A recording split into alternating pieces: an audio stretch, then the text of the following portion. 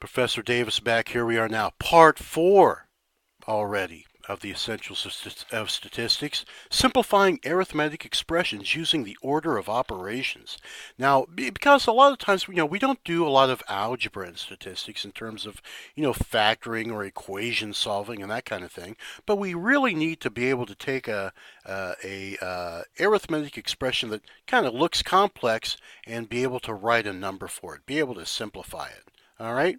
So let's just kind of review how that's done. The order of operations gives us a common way to simplify arithmetic expressions so that we're all doing the same thing. And you probably remember this acronym called PEMDAS that is a reminder on how to do the order of operations, where we do anything in parentheses first, and then we do any kind of exponentiation, anything involving exponents, and then after that do any kind of multiplication or division, and then finally any addition or subtraction. All right. Now, luckily, our calculators already know the order of operations, and they have that built into them, so we can use that to our advantage. All right. So let's take a look at a couple examples here. First, let's simplify that expression there, and we'll use our calculator to get it. Let's just kind of run through it in our minds here and see how we'd use the order of operations to simplify it. All right, 1 minus 1 over 3 squared. All right, so our given expression, there it is right there, 1 minus 1 over 3 squared. So there's no parentheses, we can skip that part, but we do have an exponent, so we have to square 3. So let's go ahead and do that. Square 3 and you get 9, 3 times 3. And then what do we have to do now? There's no multiplication here, but we got to do this subtraction, right? The S of PEMDAS. So to do, when we subtract two fractions, we have to have a common denominator. So I'll just rewrite 1 as 9/9, that's equal to 1. Now we have a common denominator, so we can just subtract the numerators. 9 minus 1 is 8. So it looks like we get 8/9 for the answer for that. All right, so now let's see how we can use our calculator to get the same answer for us, because we want to be able to look at the big ideas and not necessarily dwell on this arithmetic. So I just put 1 minus, and now we want to make a fraction, so hit the fraction button up here, one with the numerator and denominator on it, put a 1, and then hit the right cursor key to get down in the denominator, and we want to write 3 squared here, right? So I'll hit a 3, and then notice right here near the top in the middle, there's an x squared key. Hit that, that squares whatever number you have. All right, so now notice if I go ahead and hit equals, there's the answer right there, 8/9. If you prefer that in decimal form, we can just hit the SD, the standard decimal form key, and there it is. 0.8 repeating, isn't it? All right, so there it is, 8/9 again. Now, on the graphing calculator, let's go ahead and do the same thing. 1 minus 1 divided by 3 squared. I'll hit the 3, and notice here on the TID3, the x squared key is right here in the left column of keys. And if I go ahead and hit enter, notice I get the decimal form. And now if I want to get the proper fraction, remember from before we did this, we hit the math key, and then the very first option is the fraction converter. Go ahead and hit enter once, hit it one more time, and we get 8/9. All right, so there is how we can do a simple expression, and you'll see when we take a look at applications of variation, that's where this kind of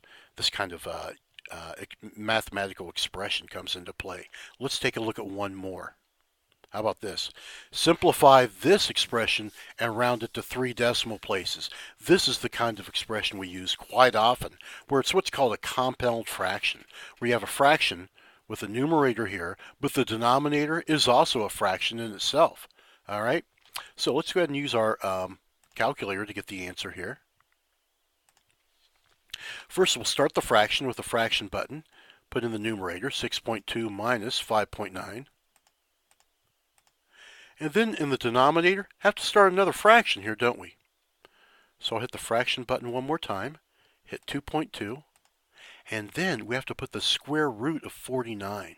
All right, so to get the square root, I'll just hit the right cursor key to get to the denominator, and notice right beside the fraction button there's this square root button. Put in the radicand 49 and go ahead and hit enter, and what we get there, 21/22, In decimal form, that's what? 0.955, rounding to 3 decimal places like the directions say to do. So that's how we can do the problem using a Casio FX300ES. So notice how nice it is when you have a math print calculator like this. You know, not just a scientific calculator, but one that does math print. You can take exactly the expression we have and write it down exactly the same way in our calculator. Now, let's go ahead and use our graphing calculator to get this same answer here. So now we got to be a little bit careful. Remember the numerator here? We want to take that whole numerator and divide it by the denominator. So we're going to have to put in some parentheses here to show the order of operations. So I'll use some parentheses and then 6.2 minus 5.9. Close off the parentheses for the numerator. Now in the denominator, we'll start some other parentheses here just to be careful. All right, I hit the division key for the denominator of the fraction.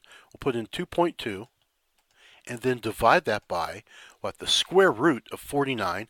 So notice here, the square root key is the shift key and then the x squared key.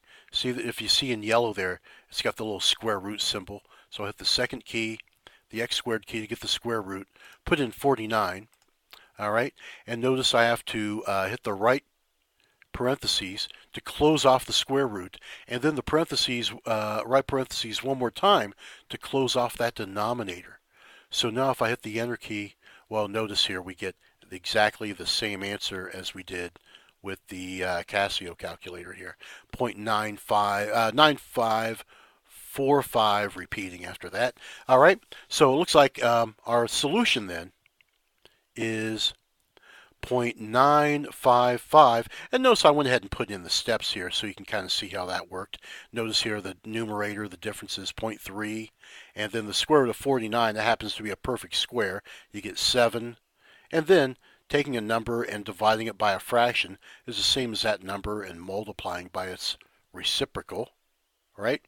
So that's how we get 21/22 for that.